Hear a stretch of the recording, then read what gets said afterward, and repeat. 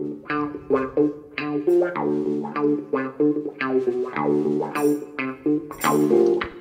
evening, sir. Good evening, Gabby. Nice to hear from you. Absolutely, and that voice, guys, that you can hear is Ian Storey-Moore, or to give him his real name, Storey-Moore, my lord, or Ian Storey-Moore. What a player!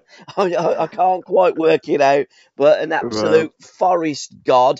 We did a podcast a few years ago now, Ian, and I said to you, you know, you should write a book.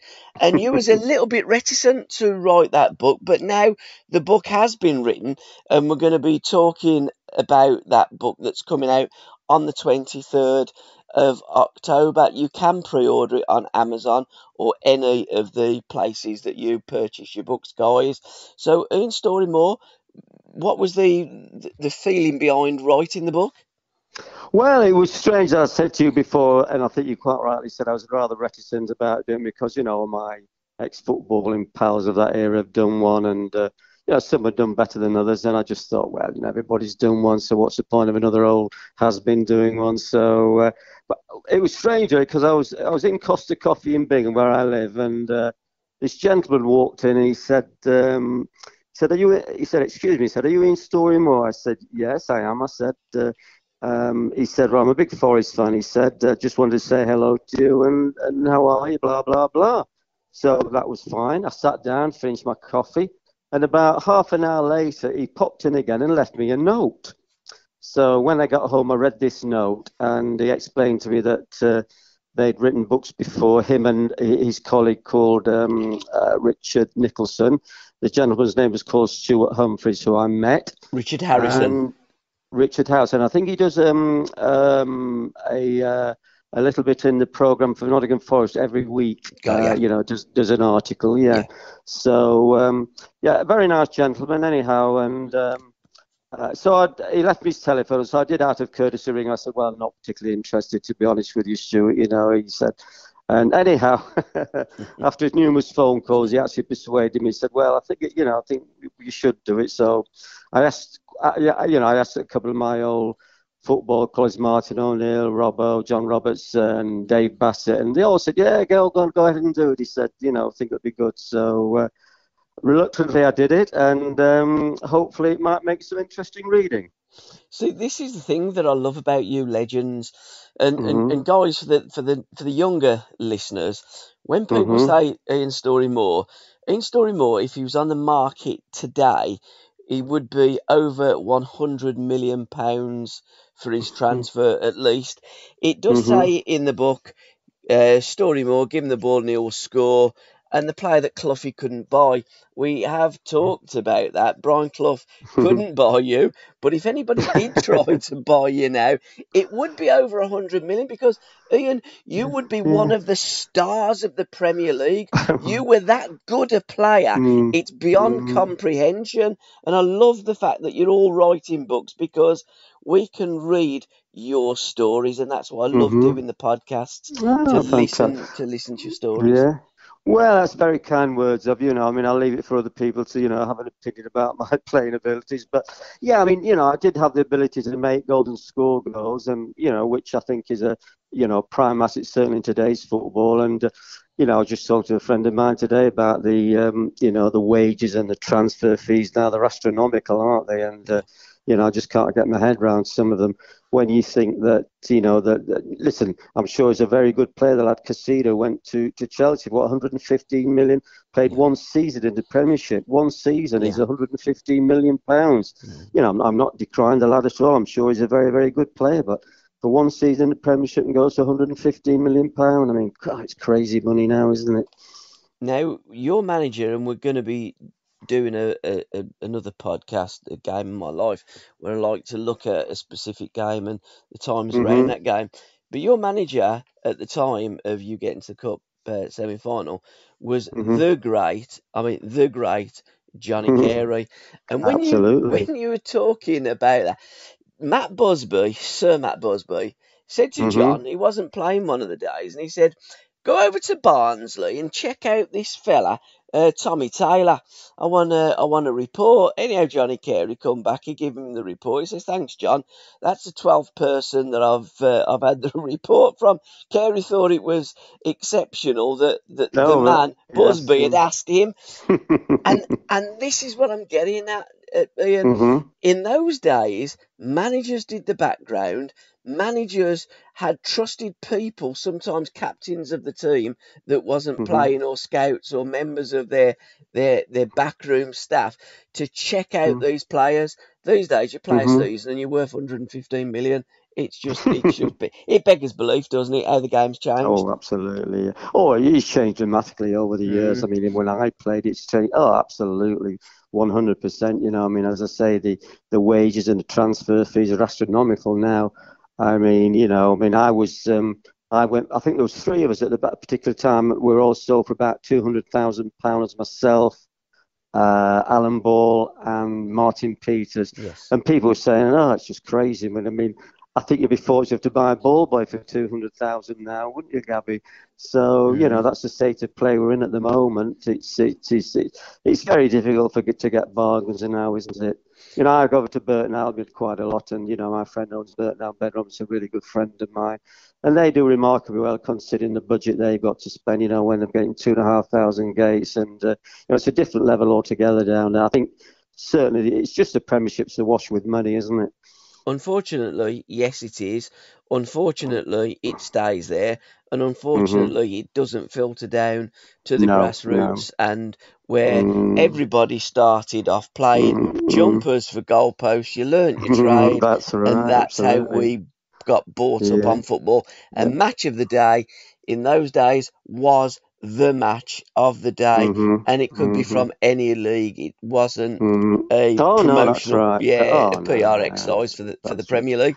Did you actually yeah. write the book? Because it says it's an No. authorised biography. So did you have chats with the guys, and then they Oh wrote the yeah, stories from yeah. the chats? Absolutely. You Yeah, know, I met Stuart Humphreys on quite a number of occasions over the last year or so, yeah. and he brought his little tape recorder with him, and we spoke at length for about an hour or so, and you know, I think he sort of went from there. Actually, went home, listened to it, and put it all together, and.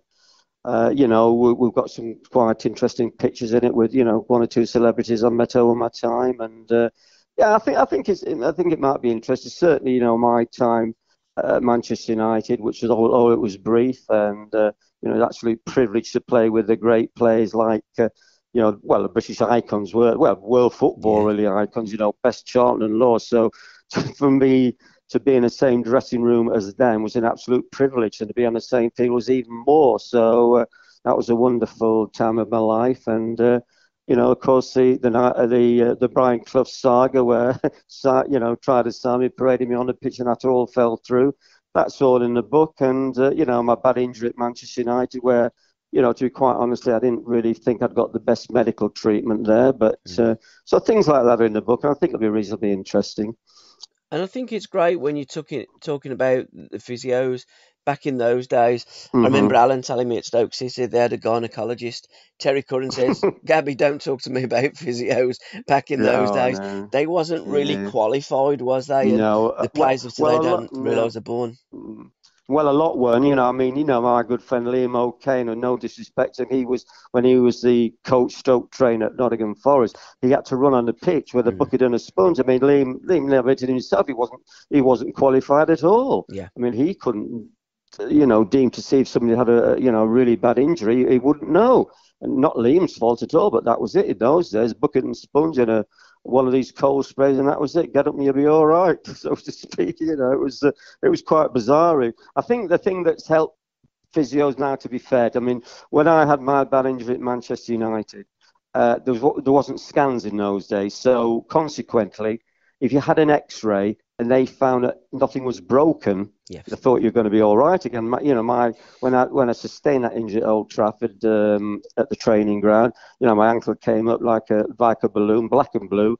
And of course, when that went down and they said, well, you've had the X-ray, nothing's broken, you'd be fine. What they didn't realise that X-rays didn't show when you had bad ligament damage, which I had. Yeah. So consequently, it was like a trial and error job for about 4 or 5 months. Playing, training, work, breaking down, playing again, training again, breaking down again. Consequently, until I went to see a specialist in London at the end of that season, he knew straight away that I needed an operation, which they duly did.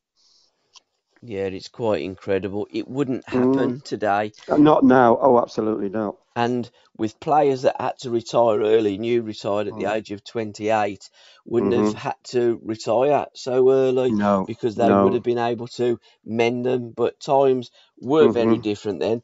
The book comes out on the 23rd of October this year. Front cover's a great front cover. You're almost like looking through the lens with intent, and that intent is to entertain and to score goals. That was the story of Ian Moore.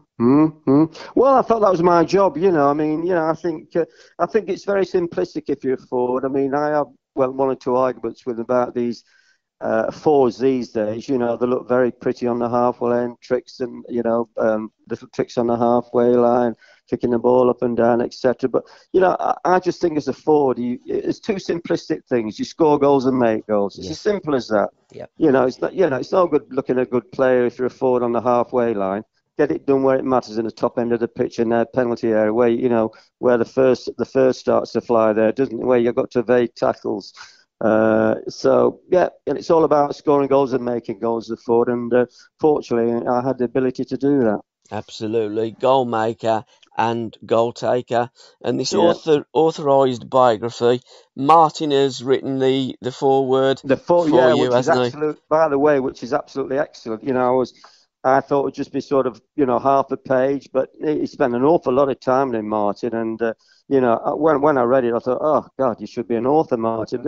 Actually, the guy that wrote the book showed him, he said he should have done the whole book. So I think Martin done a book, hasn't he? I think he wrote it himself. Yes. So the foreword was, absolutely brilliant. So that's a very interesting read, yeah. When people say, if you can talk, you can write, and Martin can do both. He was a great player, a great talker, and a great writer. Yeah. Oh, very amusing, Martin. He's a really funny guy. He's one of his plenty of good one-liners, that we can't talk about now, but sometime maybe in future I can tell you one or two Martin's one-liners. Very, very funny man, and very amusing, good player, good manager, and he's had a great career. Absolutely. So we're looking forward to the book coming out, Ian. Good. Wishing you and the guys all the very best. It's a must. It comes out at a lovely time of the year, October, just for the Christmas market. And the book will appeal to any football fan. You don't have to be a fan of Nottingham Forest or Manchester United, primarily the two clubs you played for. You did play for Burton Albion as well, of course. Yeah, that's and right. You did play, for Chicago Sting out there in America as well. But pretty much Nottingham Forest and Manchester United, a legend at both. Ian Storey-Moore, what a player. Storey-Moore, my lord. And the book, give Storey-Moore the ball pretty much and he'll score. You did.